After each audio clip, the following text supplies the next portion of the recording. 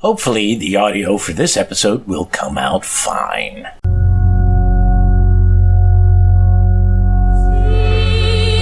And in my mother's womb was fashioned to be flesh in the time of 10 months, being compacted in blood of the seed of man. That's right. Of the seed of man. The word seed is sperm, and sperm comes through having sex. It's shut out of your father's rod, right. To put it in layman terms, in his penis. That's right. That means a man put his penis in a woman and bust off in it. Then the angel said to him, "Take out the entrails of this fish, and lay up his heart and his gall and his liver for thee.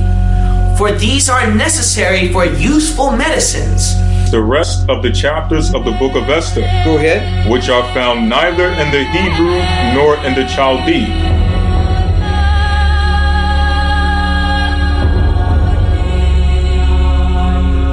Greetings, fellow worker slaves, podcasting at 128 kilobits from the Fortress of Squalitude, not far from the Redneck Mecca. This is the Atheist in the Trailer Park Podcast. I'm your host, Tucker. Professor Fuzznuts is curled up asleep on the couch, and Ash is curled up asleep on my bed. Yes, it's a podcast hosted by a guy and his cats. Get over it. This is the last of the story of Ahikar. Next episode will be a news episode. Given the problems with the first half of the book of Ahikar, I'm not going to bother using my copy of the recording, but have once again used Skullbeard's. So if it sounds like shit, it's all his fault, not mine. Okay, now for the fiddly bits before we get to Ahikar. I'm going to have to delay the launch of my other podcast since my co-host is going to Antarctica for an unspecified period of time. He's got a job working down there and isn't quite certain how long it's going to last, but does know that he's going to have to be leaving soon. Since the podcast is going to run about a year and we're wanting to include things like listener feedback at some point, it only makes sense to hold off on it until he's back in the U.S. for a measurable period of time. They do have internet access down there, but I'm not sure of the amount of bandwidth that they have or if he'd have to pay for it or not. Back when I worked for a sat phone company almost 20 years ago, one of our customers worked at a research station down there and they used the most expensive sat phone available at the time. It had access to the web at dial-up speeds, and I know that connections have only gotten faster, but I don't know if the price has dropped or if they've ran a cable to the place or not. He may get down there and discover that he can do the podcast from there, which would be all kinds of cool. It would be the first podcast of its type ever done from the South Pole. That's pretty fucking awesome. I doubt, though, that he'll have the kind of access he needs to be able to do the podcast from there. But you never know. So, in response to this, I've shifted around some of the things that I had been planning to do once we finish the podcast, which you'll be hearing about in future episodes. I am somewhat bummed out about this because I was really looking forward to putting the show out there and seeing what the reaction to it was, but that'll just have to wait, I guess. And unfortunately, the things that I have in mind are going to take a while to pull off, so the hope of a little extra income from this method is going to be a while before it sees results. In other fun news, I didn't get as much overtime this week as I did last week and only barely got about 36 hours in at work. They haven't officially said that we're going to be off the first week of January, but enough people are talking about it that I'm sure that's what's going to happen.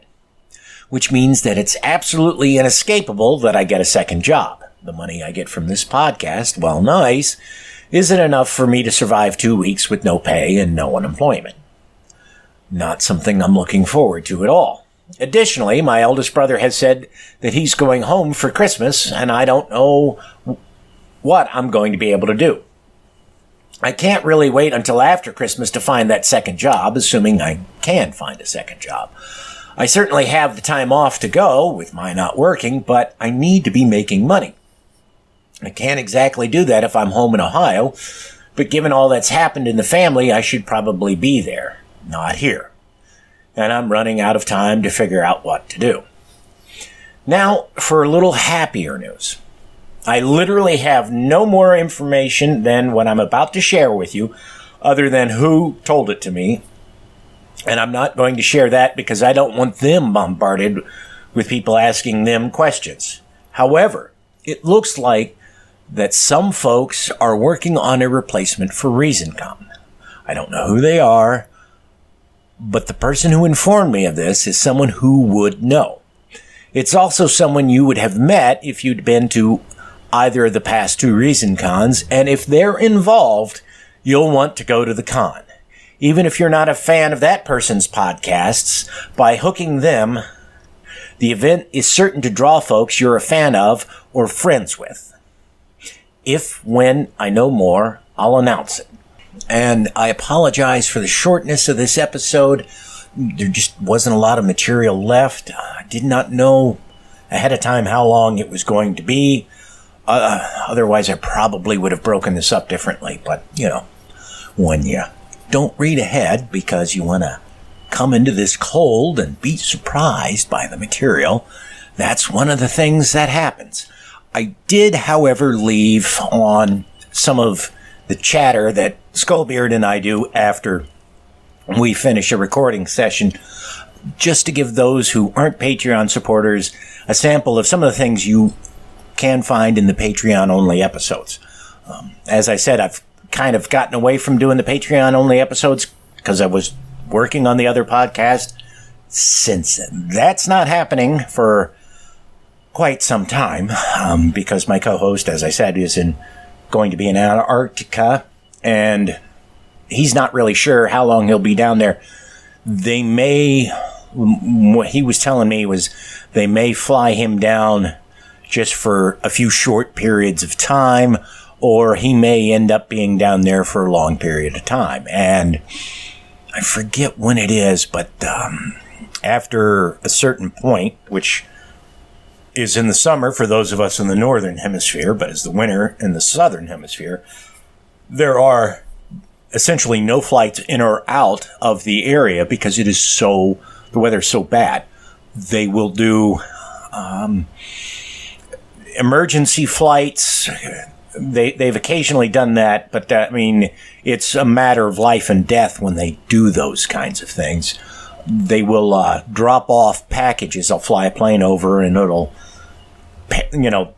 put something on a pallet with a parachute on it and throw it out the back of the plane, but they won't land. So, and he won't know the details of all of this until later on. I guess it just has to depend. It depends on the nature of what he's going to be doing down there. He's not a scientist or a researcher. He's going to be doing maintenance work down there, I guess, or he's something along those lines. He's an electrician by trade. So if the project wraps up early, then he'll be back before it closes out down there. And if not, then he'll be down there until the fall of next year. So when I know, you'll know. Until then, I'm not 100% sure what the Patreon bonus episodes will be. There will be something, however. It may just be the stuff Skullbeard and I do that's not related to anything we put out on the regular podcast. It may be something else. Again, it's just a factor of time and what I can do. We play it by ear here in Beer Can Central. Okay. With all that out of the way, let's get to Skullbeard and I finishing up the last of the story of Ahikar. And yes, you will hear some references to things that sound suspiciously similar to, I don't know, the Book of Exodus, Aesop's Fables, and other things like that. Chapter 6. The ruse succeeds. Ahikar answers every question of Pharaoh. The boys on the eagles are the climax of the day. Phrasing. Wit so rarely found in the ancient scriptures is revealed in verses 34 and 35. Oh boy. I don't remember what was so funny in 27, but we'll see what's going on with this. And Ahikar went to his dwelling and wrote a letter, saying it on this wise. From Sennacherib, king of Assyria, and Nineveh, to Pharaoh, king of Egypt. Peace be to thee, O brother, and what we make known to thee by this is that a brother has need of his brother and kings of each other. And my hope from thee is that thou wouldst lend me 900 talents of gold, for I need it for the victualling of some of the soldiers, that I may spend it upon them, and after a little while I will send it thee. Then he folded the letter and presented it on the morrow to Pharaoh. And when he saw it, he was perplexed and said to him, Verily, I have never heard anything like this language from anyone. Then Ahikar said to him, Truly, this is a debt which thou owest to my lord the king. And Pharaoh accepted this, saying, O Ahikar, it is the like of thee who are honest in the service of kings. Blessed be God, who hath made thee perfect in wisdom, and hath adorned thee with philosophy and knowledge. And now, O Ahikar, there remains what we desire from thee, that thou shouldst build us a castle between heaven and earth. Then Ahikar said, To hear is to obey. I will build thee a castle according to thy wish and choice. But, O my lord, prepare us lime and stone and clay and workmen, and I have skilled builders who will build it for thee as thou desirest. And the king prepared all that for him, and they went to a wide place, and Ahikar and his boys came to it. And he took the eagles and the young men with him, and the king and all his nobles went, and the whole city assembled that they might see what Ahikar would do. Then Ahikar let the eagles out of the boxes, and tied the young men on their backs, and tied the ropes to the eagles' feet, and let them go in the air, and they soared upwards till they remained between heaven and earth. And the boys began to shout, saying, Bring bricks, bring clay, that we may build the king's castle, for we are standing idle. And the crowd was astonished and perplexed, and they wondered, and the king and his nobles wondered. And Ahikar and his servants began to beat the workmen, and they shouted for the king's troops, saying to them, Bring to the skilled workmen what they want, and do not hinder them from their work. And the king said to him, Thou art mad. Who can bring anything up to that distance? And Ahikar said to him, O my lord, how shall we build a castle in the air? And if my lord the king were here, he would have built several castles in a single day. And the Pharaoh said to him, Go, O Ahikar, to thy dwelling and rest, for we have given up building the castle, and tomorrow come to me. Then Ahikar went to his dwelling, and on the morrow he appeared before Pharaoh. And Pharaoh said, O Ahikar, what news is there of the horse of thy lord? For when he neighs in the country of Assyria and Nineveh, and our mares hear his voice, they cast their young. And when Ahikar heard this speech, he went and took a cat, and bound her, and began to flog her with a violent flogging, till the Egyptians heard it. And they went and told the king about it. And Pharaoh sent to fetch Ahikar, and said to him, O Ahikar, wherefore dost thou flog thus, and beat that dumb beast? Given that the Egyptians worshipped cats and supposedly surrendered rather than see cats killed, I have a hard time believing that they would, Put up with that? Yeah. And Ahikar said to him, O my lord the king, verily she has done an ugly deed to me, and has deserved this drubbing and flogging. For my lord King Sennacherib had given me a fine cock. Phrasing! And he had a strong and true voice, and knew the hours of the day and the night.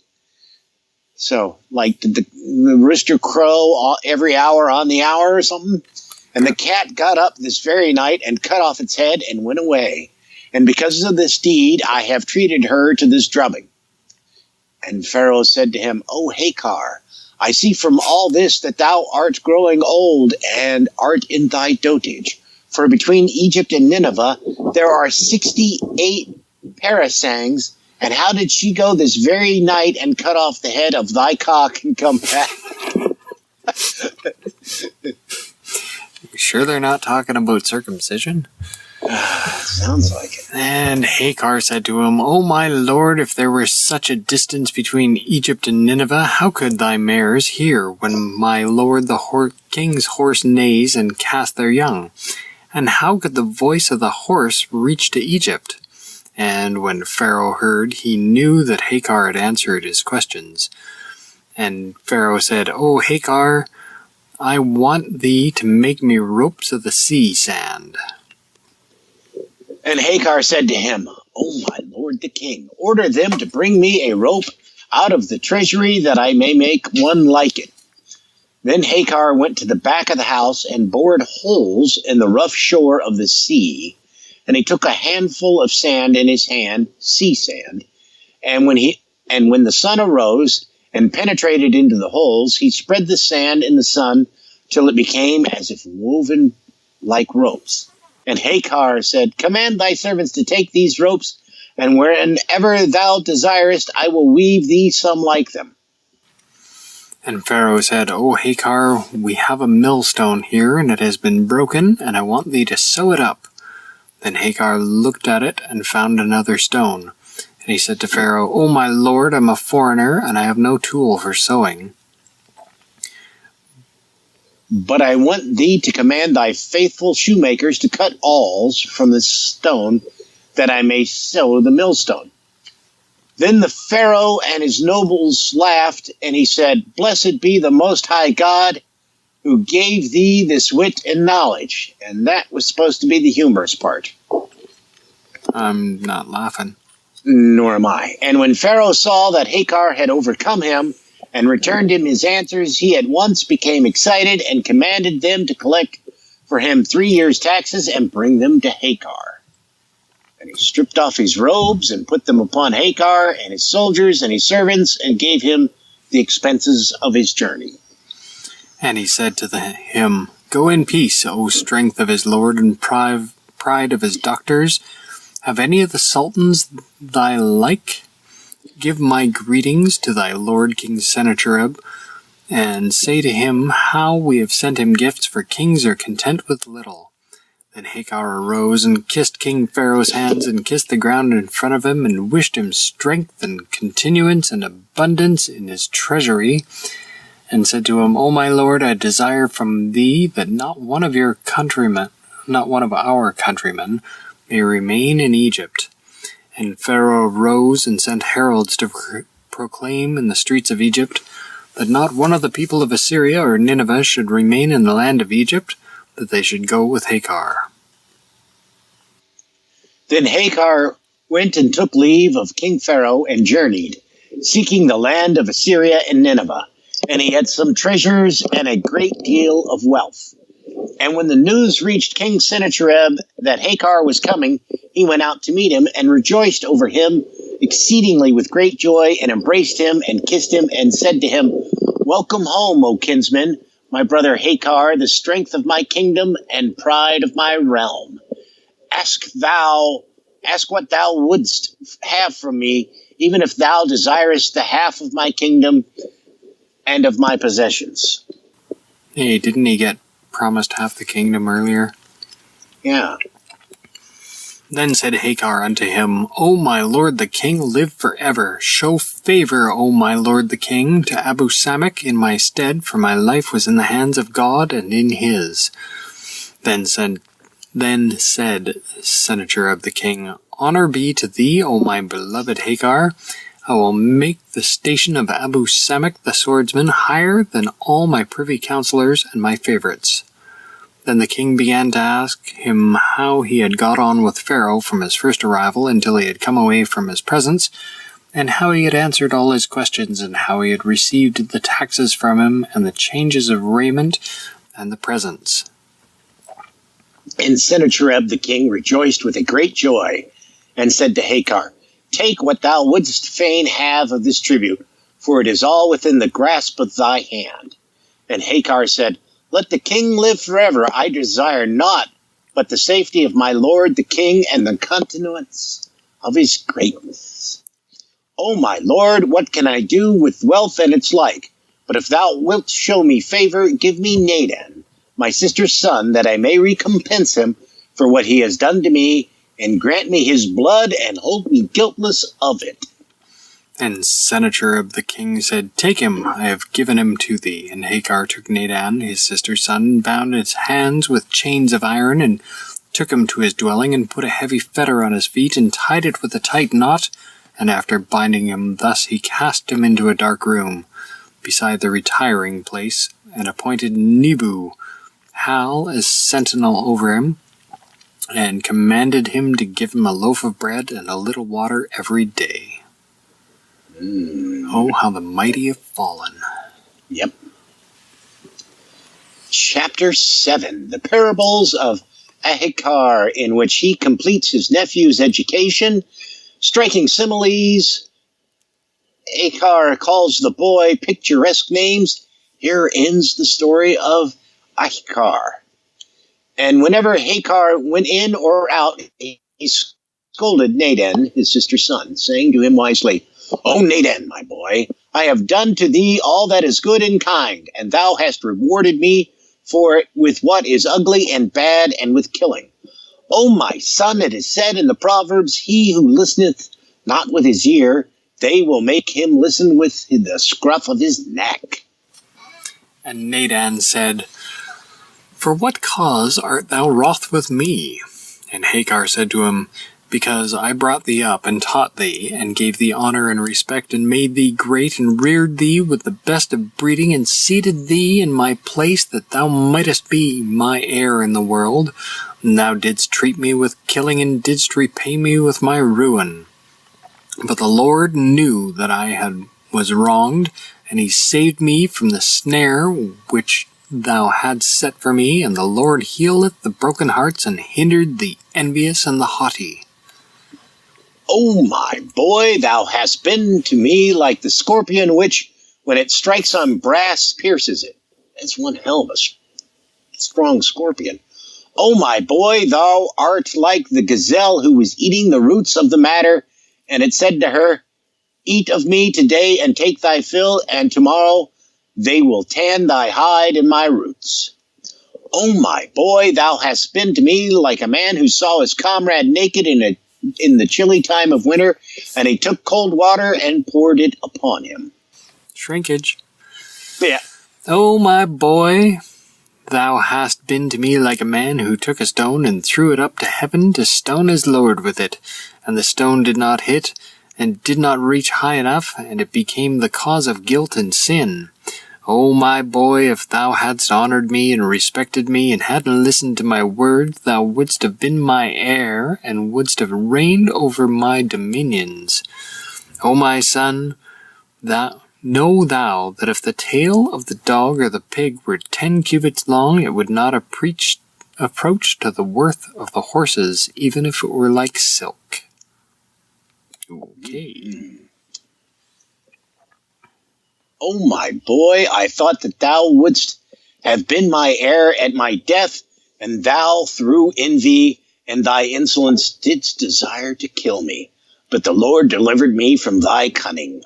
O my son, thou hast been to me like a trap which was set up on the dunghill, and there came a sparrow and found the trap set up. And the sparrow said to the trap, What doest thou here? Said the trap, I am praying here to God. And the lark asked it also, What is the piece of wood that thou holdest? Said the trap, That is a young oak tree on which I lean at the time of prayer.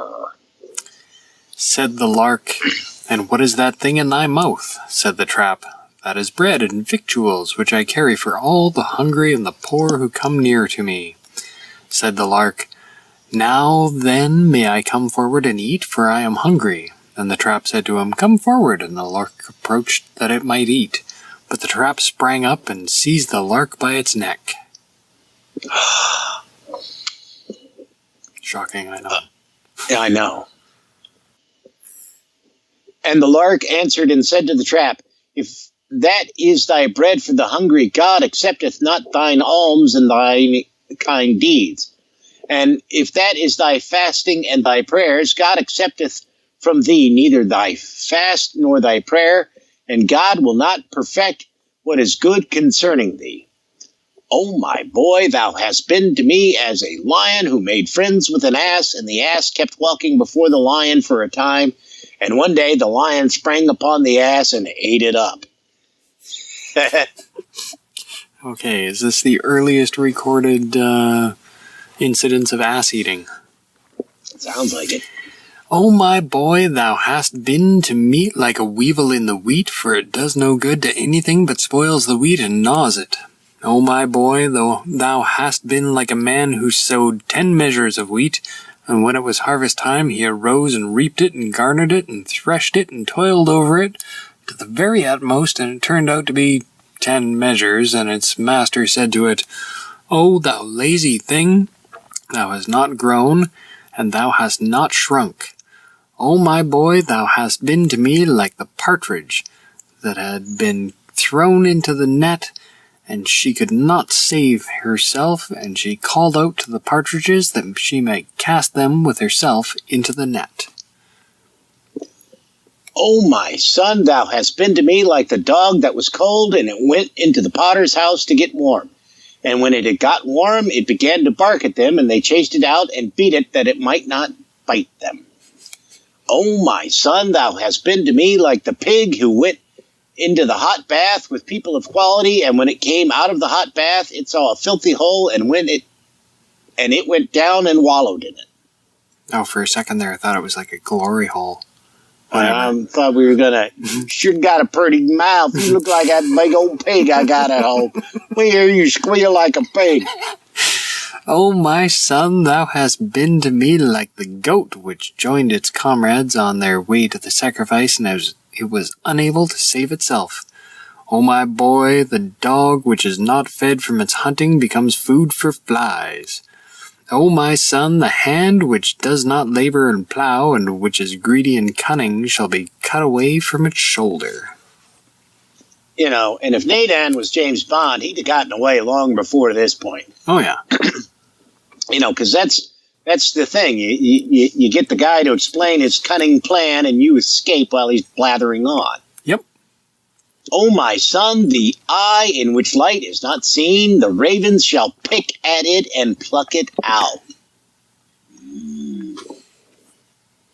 O my boy, thou hast been to me like a trees whose branches they were cutting, and it said to them, if something of me were not in your hands, verily you would be unable to cut me.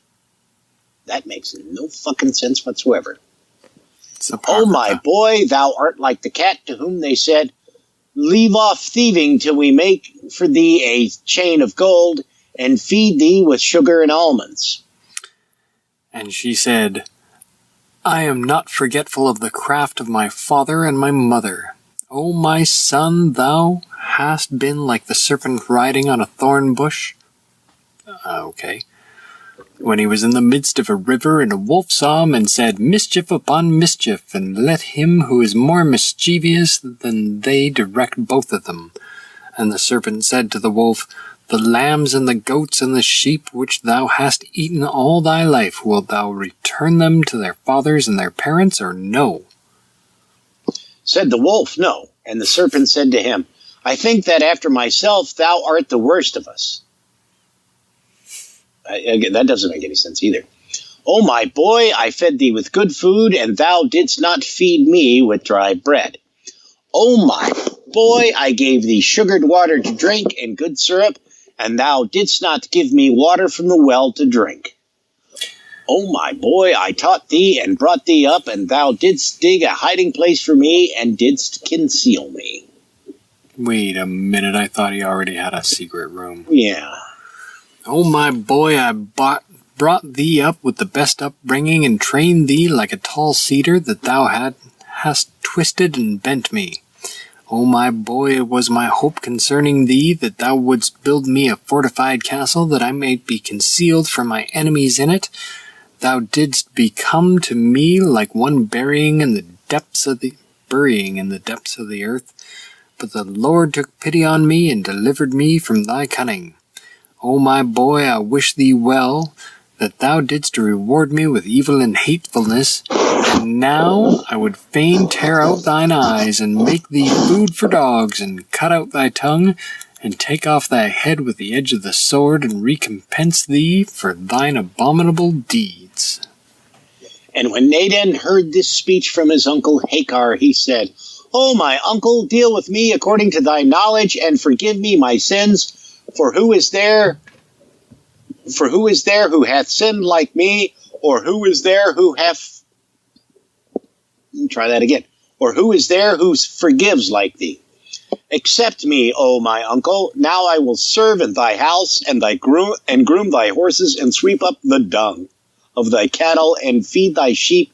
For I am the wicked, and thou art the righteousness. I the guilty, and thou the forgiving. And Hakar said to him, O my boy, thou art like the tree which was fruitless beside the water, and its master was fain to cut it down, and it said to him, Remove me to another place, and if I do not bear fruit, cut me down. And its master said to it,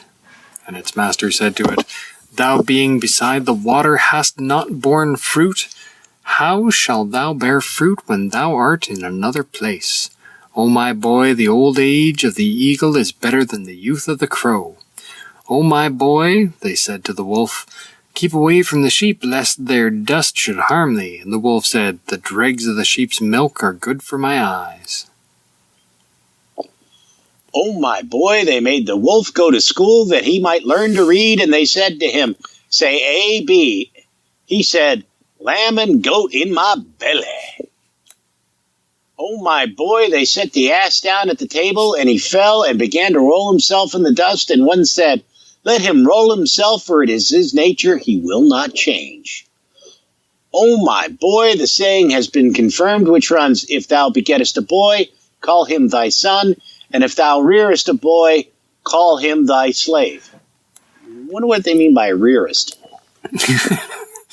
O my boy, he who doeth good shall meet with good, and he who doeth evil shall meet with evil, for the Lord requiteth a man according to the measure of his work.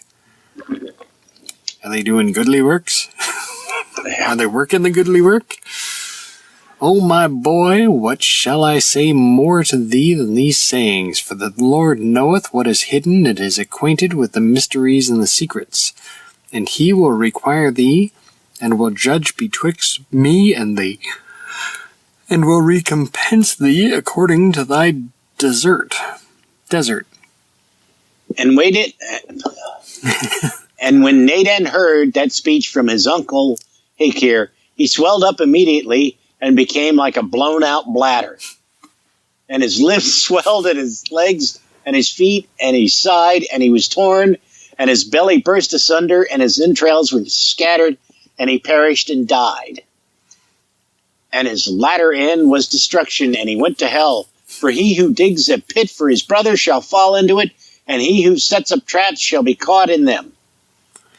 This is what happened, and what we found about the tale of Hakar, and praise be to God forever. Amen and peace. This chronicle is finished with the help of God. May he be exalted. Amen, amen, amen. Amen. Yeah. So, that's quite the twist ending there. Yeah. And that's actually it. There's no more of this. But yeah, I definitely see some influences on the Bible in that, and as well as Aesop's fables. Yep. And I really think that this is where they got some of the ideas for Exodus, because this was written 200 years before the first accounts of anyone knowing about the books of Exodus. Oh. Because this dates from 700 BCE, and in 500 BCE, one of the rabbis says, look what I found. It's the account of, Moses and all our people, blah, blah, blah. And, this, was just after they got back from the Babylonian captivity, and we have their records from before the Babylonian captivity, and they have none of these tales. That's like interesting. So I have a feeling that's where he got it from. Could be.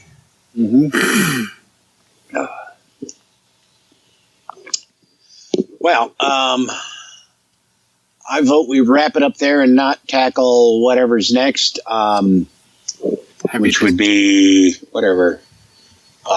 Is it Pistis Sophia? I think that's what it is. Pistis Sophia, the Books of the Saviors. Yeah, I don't know. I don't remember now.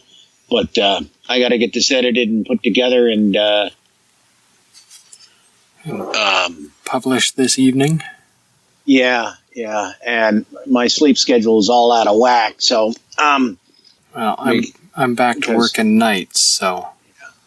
Yeah, well, I was off all last week, and I flipped over to a kind of a daytime schedule, and now I'm, I go back to work tomorrow night, so I got to stay up, but it's going to be a little rough. Yep. I got to get this done before I lose focus, and I'm just laying around and kind of awake. So. All right. All right. I'll figure out what we'll do next, and I'll let you know. Cool beans. I appreciate it. Until next time. Yep. Have a good one. Have a good one. Ciao. That's it for this episode of The Atheist in the Trailer Park Podcast. You can subscribe to the show on iTunes, Stitcher, as well as just about anywhere else podcasts can be found. Many of the episodes are also on YouTube. Follow the show on Twitter. @TParkAtheist is the show's Twitter handle. It's on Facebook at facebook.com/trailerparkatheist.com. If you happen to like the podcast, please rate it on iTunes. If you'd like to support the podcast, there's a donate button on the show notes page. You can support it via Patreon at patreon.com/TNTucker. Thanks for listening. Say goodnight, Fuzz-Nuts. All I know is this violates every canon of respectable broadcasting. Damned cat.